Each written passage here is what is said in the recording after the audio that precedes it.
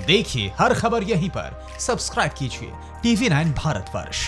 जैसा आप कह रहे हैं कि चाइना को आगे बढ़ने देने में अमेरिका का हाथ रहा, क्या इसीलिए एक वक्त हमने ये भी देखा, के सिन्हा साहब मैं आपके पास आ रहा हूं, कि हिंदुस्तान ने यूनाइटेड नेशन में परमानेंट सीट जब ऑफर की जा रही थी तो हिंदुस्तान ने कह दिया not at the cost of China. क्या उस समय अमेरिका भी उतना भरोसेमंद नहीं लग रहा था, इसलिए ये बातें कही गई थी क्या? देखिए दिनेश जी, ये बहुत ब्लंडर्स हैं, इसको हम लोग कभी कभी हिमालयन ब्लंडर्स कहते हैं, और ये ब्लंडर्स हम करते हैं। और ऐसा नहीं किया ब्लंडर एक ने किया। देखिए 80 के दशक में, 4 दशक पहले की बात करें तो भारत और चाइना एक ही प्लेटफॉर्म में थे। हमारी इकोनॉमी, उनकी इकोनॉमी, मिलिट्री पावर हमसे बहुत नीचे, हम उस जगह खड़े थे। और आज देखिए चाइना कहां खड़ा है। 4 दशकों में चाइना ने क्या कर लिया? उन्होंने कहा पीसफुल राइज ऑफ चाइना, और हम उस बुलावे में आ गए। हम उस बुलावे में आए। सज्जन राज साहब ने बड़ा अच्छा बताया कि अमेरिका है, इसमें भारत भी अपने को पीछे नहीं। चाइना को बनाने में भारत का भी बहुत बड़ा योगदान रहा है।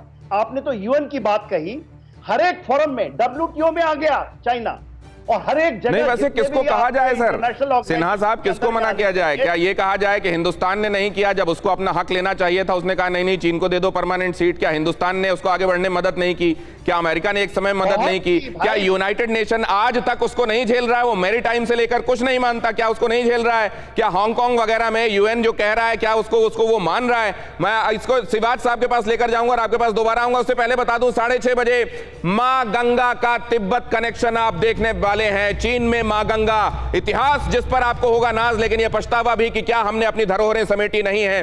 शिवाज साहब, क्या पूरी दुनिया ने एक तरीके से इस चीन को दादा बनने में, गुंडा बनने में कहीं ना कहीं भूमिका निभाई है?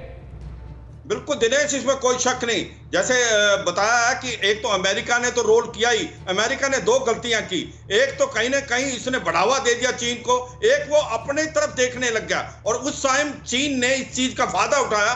चीन के पास सरप्लस मनी थी, इकोनॉमिक पावर बन चुका था, उसकी ग्रोथ बहुत हो रही थी। उसको इस्तेमाल करते हुए वो उन गरीब देशों में गया, स्पेशली अफ्रीका की जो कंट्रीज है जिसको यूरोप और अमेरिका ने एक्सप्लॉइट किया था, वहां जाके इसने जो बेल्ट रोड इनिशिएटिव का जो मंत्र झेला, उससे एक प्रकार से पूरे वर्ल्ड के अंदर एक रिवॉल्यूशन आ गया। और जो उसके साथ बेल्ट रोड इनिशिएटिव में खड़ा नहीं हुआ, उसके वो अगेंस्ट चला गया, जैसे इंडिया है और जापान है या अमेरिका है। तो एक प्रकार से एक सोची समझी नीति है जो चीन की, कि बेल्ट रोड इनिशिएटिव से पूरे वर्ल्ड के अंदर छा जाएगा और जो छोटे देश हैं उनको डेब्ट ट्रैप में डाल देगा। लेकिन सर, ये जो चीन में कहा जाता है कि माओ ने कहा था, देन जियाओपिंग ने कहा था कि छिपाओ अपनी ताकत को जाहिर मत करो। सर, ज्यादातर तो पूरी दुनिया के सामने खुली किताब है कि वो कितना बड़ा षड्यंत्र रच रहा है, विलेन है सर। न्यूज़ टॉप 9 रोज सुबह 7 बजे और शाम 7 बजे सिर्फ TV9 भारतवर्ष पर।